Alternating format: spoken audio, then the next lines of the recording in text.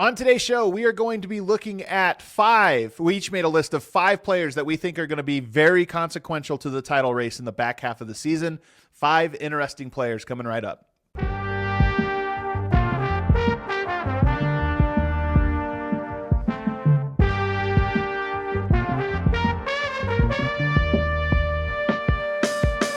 What is up, everybody, and welcome to the All-NBA show powered by FanDuel, America's #1 sportsbook. Get started with $150 in bonus bets if you win your first $5 bet at FanDuel.com/All-NBA. Forgot my own show for a second. I'm your host, Adam Mares. I'm joined by my esteemed colleague from Hoops Tonight over at The Volume. It's Jayson Timpf. JT, we're recording this a week before it'll go live. The All-Star game has already happened, but we're not talking All-Star today. We like to talk about real hoops, not the All-Star game. How are you doing today? I'm doing good. We're gonna cut you some slack on the mispronunciation of the show title, just because it's been an absolutely insane couple of weeks. It's been very, very busy. I think you and I could probably use some sleep, but that's what we're doing after we record this episode. That's true. That's the good news. I also love this format. I think these players that we're going to be touching on, these are legitimate swing pieces for how this championship is going to be decided. So it's going to be fun. When I made a list, it was hard to narrow it to 5 because I could come up with like 15 players that I thought actually could be interesting to talk about in this way, that depending on how they perform or what happens with them, they could swing the playoffs. But we had to narrow it to just 5, and I'm told we have a little bit of overlap. So let's get into it. These can be star players or role players. That's what's nice about it is, for me at least, I have a little bit of everything. So we'll go off of your list first. Who's the first player? Actually, we'll go through all 5 of yours. Who are the 5 or the first player on your list? Jalen Williams. J-Dub? Yeah, J-Dub. He was the number 2 player on my list. And I tried to rank him in terms of most consequential. He was number 2. So you and I talked a little bit about this in our contender rankings, but I view the largest vulnerability with OKC not actually to be their shooting or their rebounding, but actually their ball handling. And I think we actually saw this, particularly in the Pacers series, as the relentless full court pressure on J-Dub and Shea started to kind of wear on them over the course of games. And Jalen has had some soft tissue injuries. He came back against the Lakers last week on Monday night. And it was kind of interesting because when I looked at him returning, I was surprised because he had only been out like 3 weeks. And, the general timeline for hamstring strain is that like 4 to 6 week type of range. And I was kind of surprised that they risked it, just simply because I thought, J-Dub is so important to this team that like you just need him to be 100% healthy. And he survived the Lakers game. And hopefully at the point of everybody watching this, he's still doing well physically. But I look at him as just a major swing factor in the title this year, because I think if he is either out of rhythm or just unhealthy, straight up unhealthy, I think the Thunder are an extremely vulnerable basketball team just because of their lack of ball handling depth. And so I just view him as a deeply consequential player this year, because even as we saw in last year's postseason, a lot of their success swung on how good J-Dub was. Like Shea, I think, is a known commodity, and I think we can expect him to be what he's going to be. But J-Dub, to me, is the major swing factor in the Thunder's title chances. Completely agree. To the point where if we rewind the clock and go back 2 years, he struggled in the playoffs, and the question was like, okay, can he be the guy that you need at that level? He answered those questions last year in the title run. And I think if you're buying the Thunder, what did everybody say after they won last year? They only get better from here because now all these guys grow up. They have the confidence and all this. I think that is logically true. But because he's missed so much time and because he is dealing with injuries, is he actually going to be better in this year's playoffs than he was in last year's playoffs? I think the answer is likely yes. But again, the margin for error is so low at this point that he has to be healthy, he has to ramp up, and they have to really figure out like how aggressive can he be. So that to me is the big question is they are largely the same team. I don't think they're that meaningfully different. Add AJ Mitchell to your rotation, it's more or less the same group of guys that are playing, and they're all playing relatively to the same level. I actually think Shea is better than ever. I think Shea really got improved over the course of last season and got to this level, and then obviously in the playoffs. But I think this year it's at an even different level. So that is one improvement. But in the playoffs, teams are still going to do the thing where they trap him up high and say, what happens behind? I, like you, think that the shooting is just variance. Caruso gave him games last year. Dort gave him games, and it's zero sum. They just have to make enough of them. Maybe they get 6 chances in a game, and if you make 2 or 3 of them, you win the game. If you don't, you lose. That's still going to be true.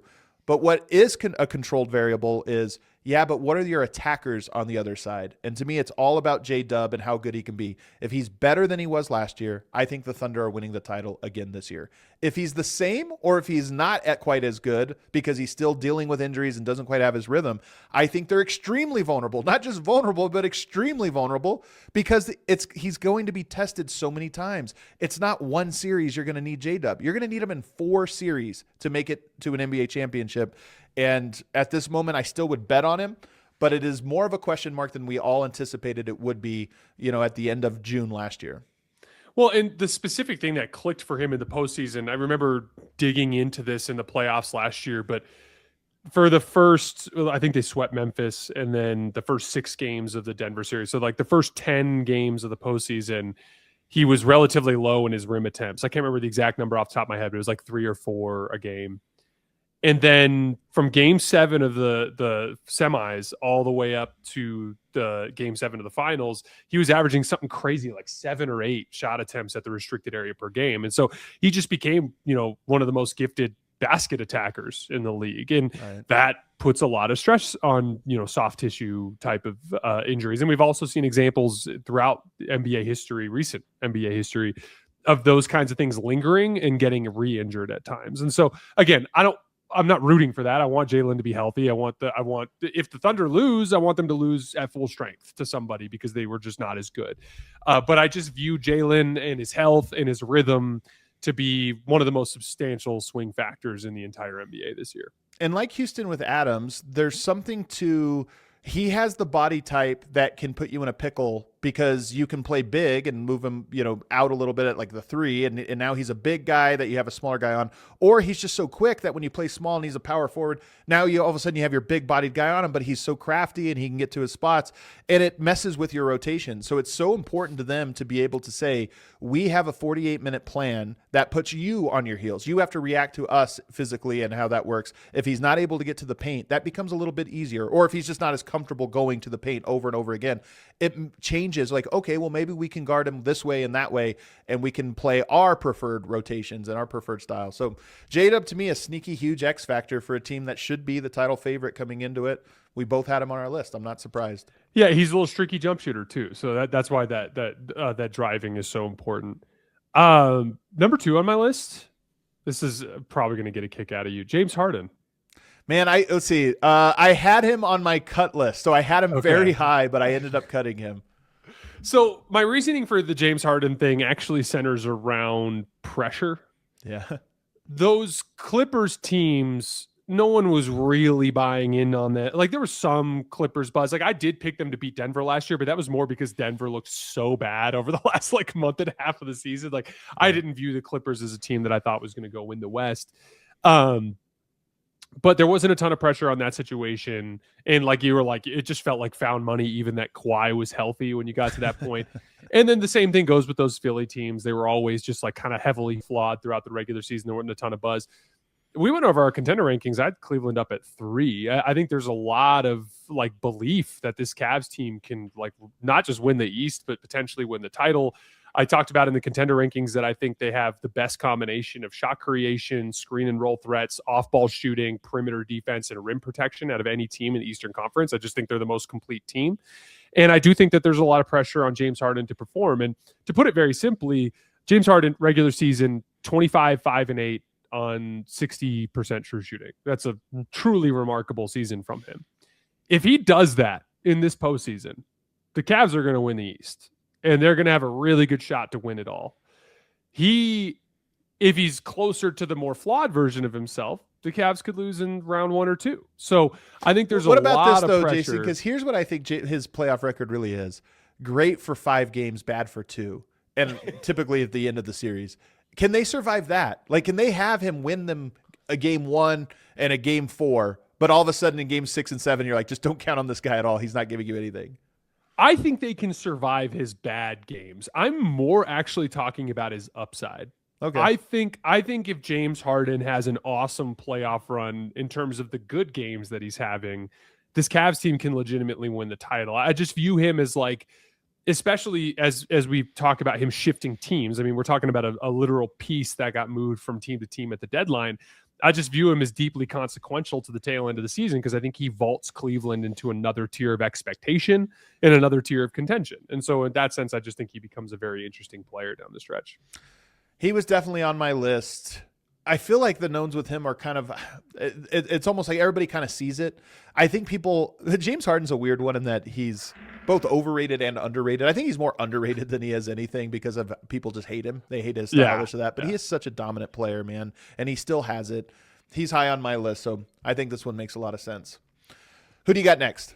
Number 3, Amen Thompson. Oh man, I went back and forth between him and one other guy and I went with the other guy, but go for it. So Amen Thompson, my case with him centers around the conversation we had on Friday with half-court offense at the end of games. The Rockets have these super strong metrics, like we talked about, top 6 in offense and defense, number 1 in rebounding. They've been very good against good teams in the league. They have a lot of signature wins this year. They present a lot of like weirdness and physical problems for a lot of the teams around the league. And even Amen Thompson, just simply like, I would argue if I had to choose one single defender to guard Shai Gilgeous-Alexander for a playoff series, I'm probably choosing Amen Thompson.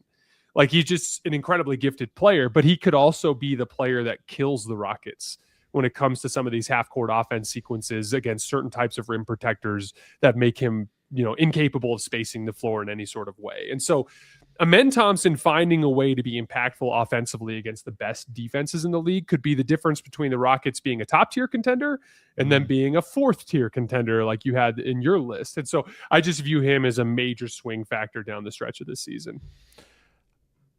I think it's a really good one. There's 3 guys I think you could have gone with on Houston. And and to me, this is why I had them so low in my like contender tiers on our Friday show, is because there's too many guys that I feel like are such huge X factors that now you're counting on multiple guys to do something that is like in their top 20th percentile outcome.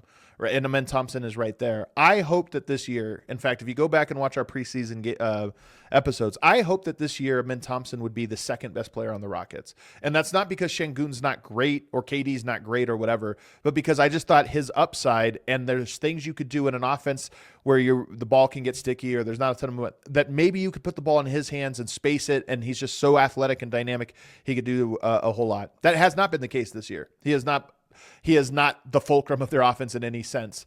He is more of an X factor to it. So I think it's a good one. Do you think he has to make shots in the playoffs to win? Like, can they win if he's just not shooting threes and not making threes?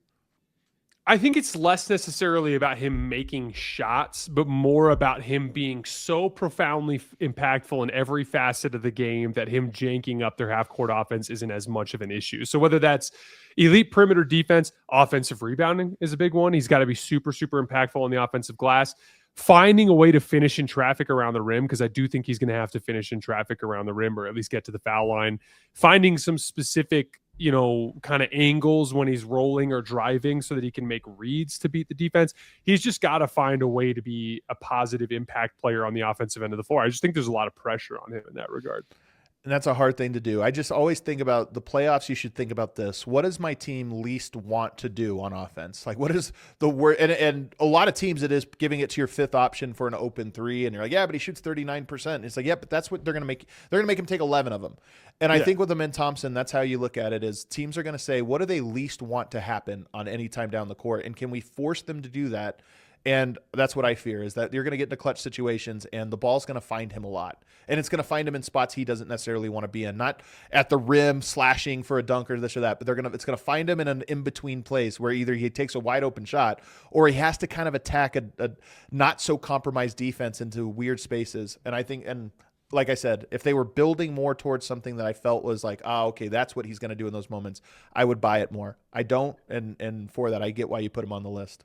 And when you hesitate on a 4-on-3, the advantage dies because then they rotate out of it. There were a couple of examples of that in the Spurs game where like he would run a quick DHO with Kevin. Kevin would pitch it to him and he'd hesitate for just a second and then they'd rotate and the advantage would be gone. And it just is, it's a lot of pressure. It's a hard position to play, that like interior, like undersized, decision maker / scorer. What is if you think about the most momentum shifting things that can happen on a basketball court, I think an offensive rebound after a really good defensive sequence is one of them. Like you could totally flip a game because a team's just locking you up, and all of a sudden you grab an offensive rebound, kick out three, and it's like, man, they just stole back momentum for it.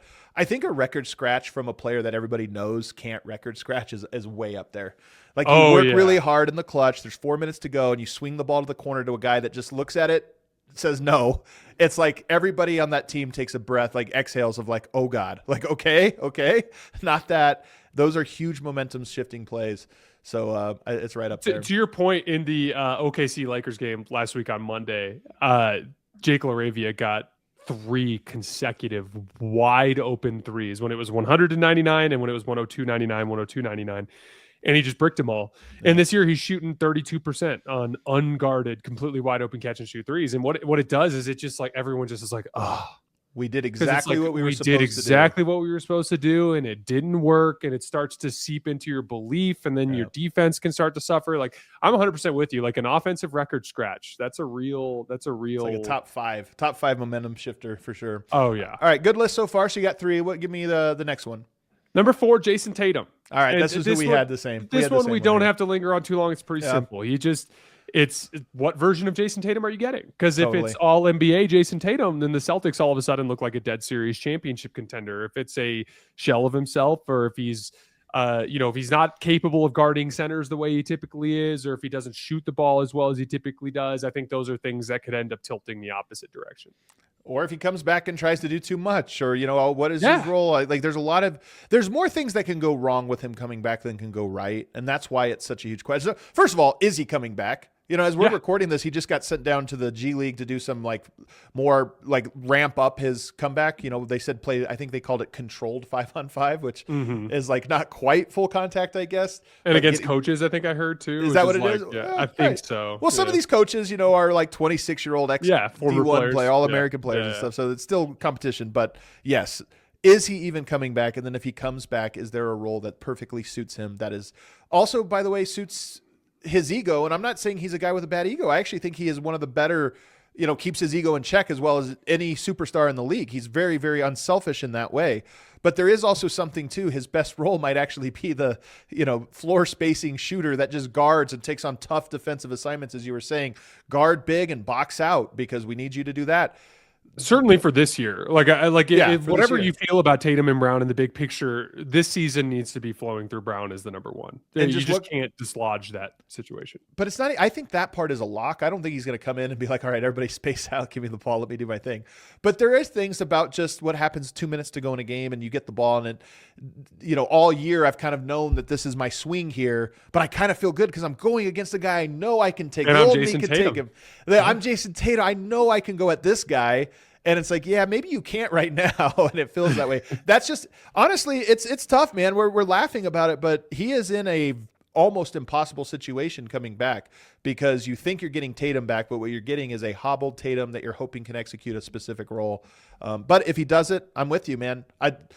Boston is so good. And they're so tough and they're so connected. They check all of my boxes. The only question is, do they have enough talent? And he represents the talent injection that might get him over the hump. So he was on my list. We shared him and J-Dub were the two that I guess we overlapped on. Want to know why betting the winter games on FanDuel makes sense? From game lines to medal counts to finding your angle on the events you care about most, FanDuel gives you more ways to stay connected to the action. The winter games are on, and there's no better way to follow them than with a bet on FanDuel. Curling matches that start slow and somehow get tense fast, speed skating decided by inches, hockey games that feel different from the opening faceoff, and so much more. FanDuel, play your game. Must be 21 or older and present in select states. For Kansas in affiliation with Kansas Star Casino, or 18 plus and present in D.C. First online real money wager only. $5 first deposit required. Bonus issued as non-withdrawable bonus bets, which expire 7 days after receipt. Restrictions apply. See terms at sportsbook.fanduel.com. Gambling problem? Call 1-800-GAMBLER or visit fanduel.com/RG. Call 1-888-789-7777 or visit ccpg.org/chat in Connecticut or visit mdgamblinghelp.org in Maryland. Hope is here. Visit gamblinghelplinema.org or call 800-327-5050 for 24/7 support in Massachusetts, or call 1-877-8-HOPE-NY or text HOPE-NY in New York.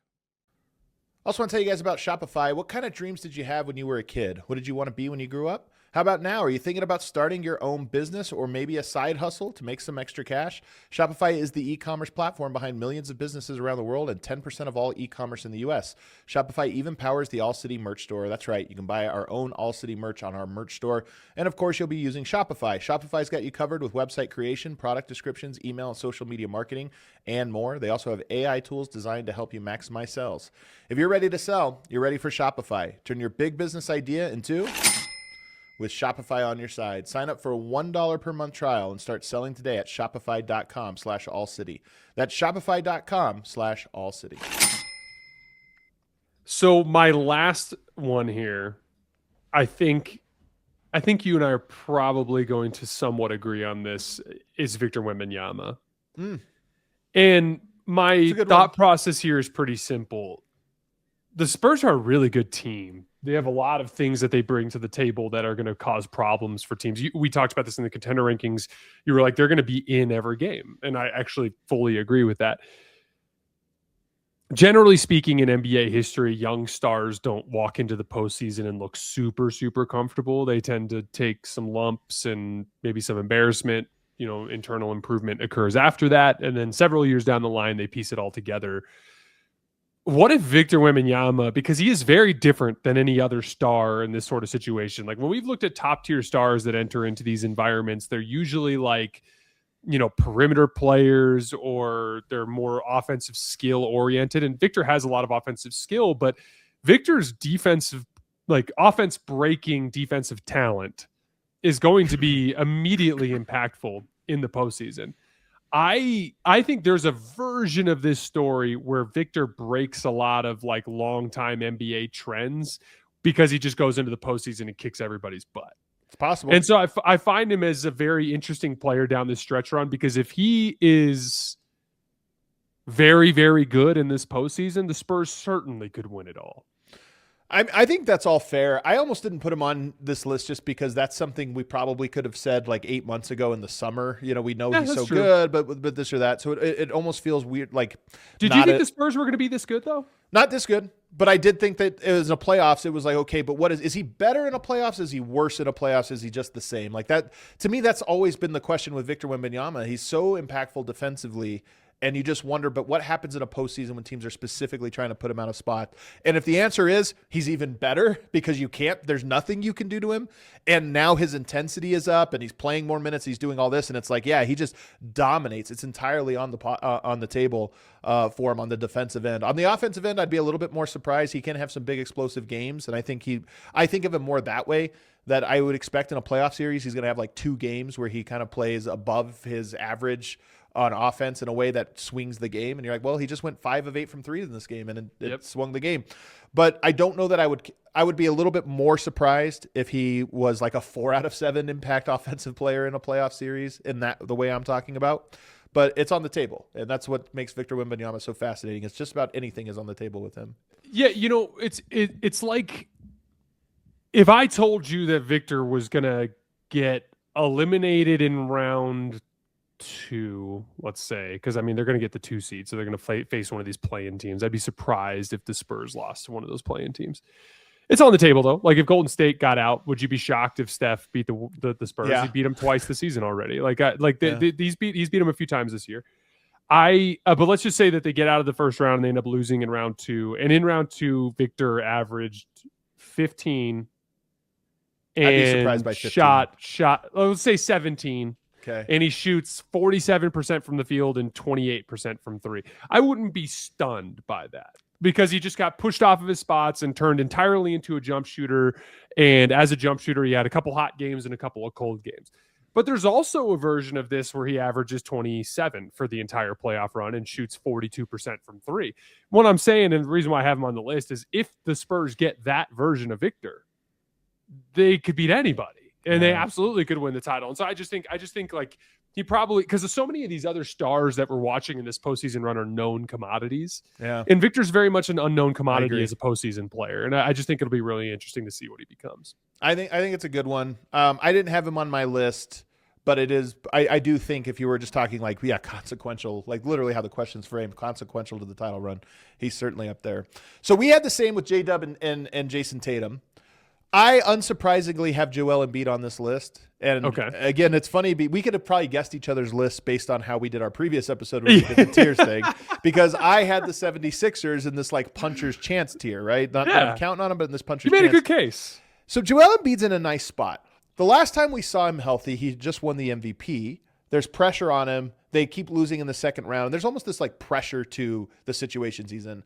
I kind of find him in the perfect spot. It feels like found money because I thought his career was over. It just looked like, okay, the injuries have caught up to him and he'll never be back. And the Sixers are not on anyone's radar. They weren't in your contenders list. You didn't have them anywhere.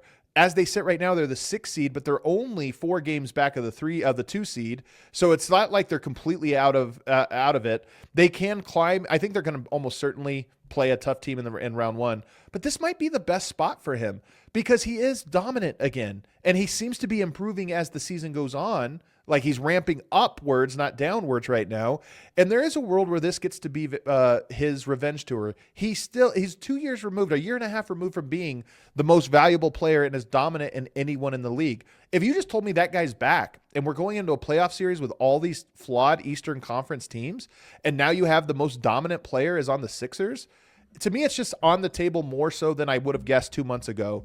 And that's why I just want to see, does this keep going? Does he fully get his mojo back? Is he a defensive monster when it matters? Is he shooting the 3-ball well? Does he, all those things? I think he's getting to the line and he's got his mid-range going and he's got some of this like where he's just tough to guard and he can get to his spots right now. If it all comes together for him, the Sixers, and the last piece of this, I still think that him and Maxey are like a 70% duo, meaning they get 70% out of the two talents together. They've never fully merged to where they're both playing off each other. But that's what this portion of the season is for. If you get to that point, I'll look at it and say, which team has the best player on the floor? Is it the Sixers in more series than you expect? And which team has the best duo on the floor? And it might be the Sixers, in more series than you would guess. So to me, he's a huge, most intriguing player because he could make this team extremely relevant. To your point, there is no transformative force in team sports like a true top tier superstar, like a true one of the very best basketball players in the world kind of dynamic. And I root for the Lakers. They have one of the worst rosters in the entire NBA, literally one of the worst rosters. They're utterly devoid of athleticism and shooting. And they're 32-20. Why? Because they have Luka Doncic, and he just gives you such a high half-court offense floor in close games that they just win most of their close games. They're 15-3 in clutch games this year. Similarly, this Sixers team is pretty flawed. They have some similar issues to the Lakers in terms of their performance against good teams. They've really struggled against the higher level teams in the league this year.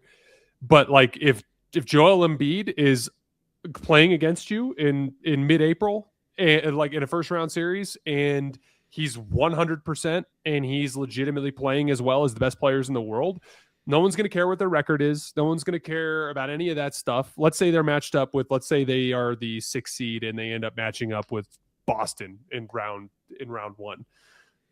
They'll have the best player in the series potentially. I agree. And that could go, if Tyrese Maxey also has a series where he averages 30 on 60% true shooting and Embiid has one of those series, they can beat anybody. And so, yeah, I love this pick. It's just, he's got top tier superstar upside, which is really only 7 or 8 guys in the league that have that upside, and he has that upside. The next guy on my list, you went with the Houston Rockets, and you went with Amen Thompson, and I went with Reed Sheppard. And I think the other guy you could have gone on here is definitely Alperen Sengun, who to me is capable of being the best player in a series. Alperen Sengun, that is. But I just don't. For some reason, I feel like the outcomes with him have narrowed. It's one of the things I don't like about the Rockets. Amen Thompson's his outcomes this year to me have narrowed. They started really wide. He could be this, he could be that, and right now it feels a little bit more like he's going to be between this and this. I think with Sengun, it's that way as well.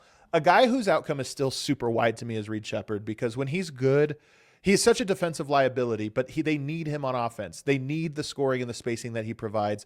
And when he's good, they win games. When he makes shots, they win games.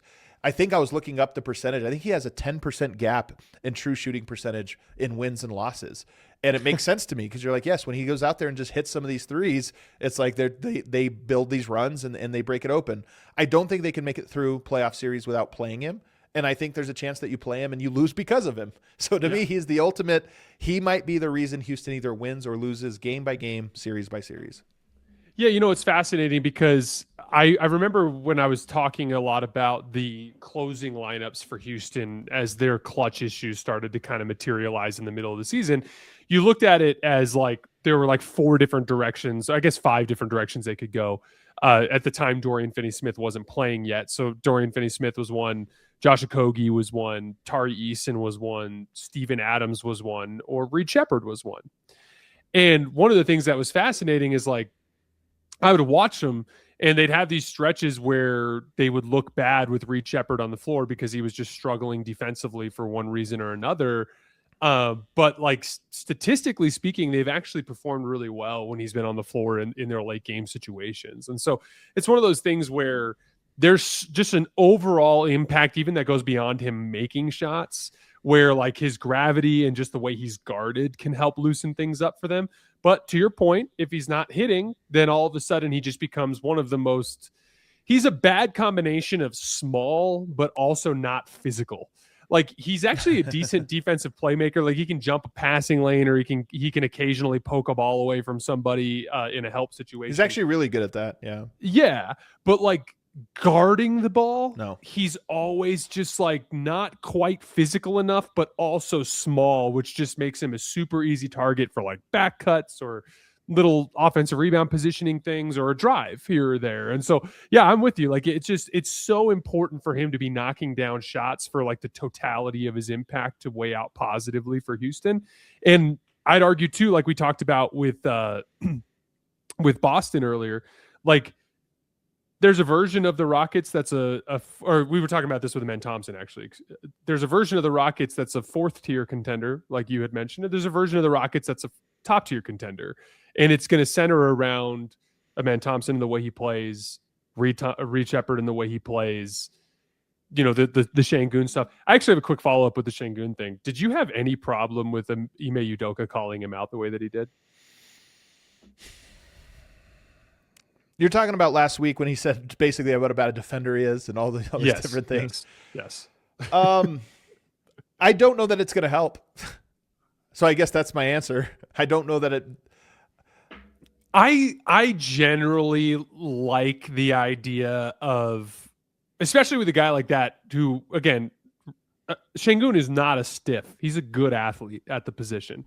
He should be a better defender than he is. Is this true, though? People always say this, man, and I just don't know if it's true. The fact of the matter is guarding as a 7-footer in today's NBA is a near impossible task, even for mobile bigs. It's a reason why your best of defenses even have your good rim protectors can be off of the floor, in certain things, because it's just better to switch and do different things. So I don't know, man. This is what I mean. I don't know. I feel like there's this, can he do better?